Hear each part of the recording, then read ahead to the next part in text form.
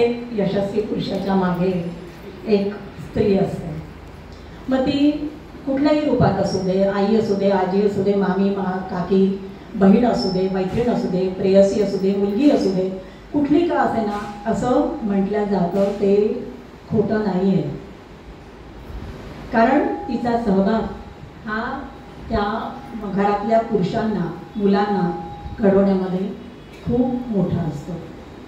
आणि म्हणून याला अनुसरून आजचा हा जो कार्यक्रम आहे, स्त्री व्यक्तिरेखांवरचा माझा कार्यक्रम आहे. स्त्रियांच्या आयुष्यातले स्तर म्हणूया, अवस्था म्हणूया, टप्पे म्हणूया.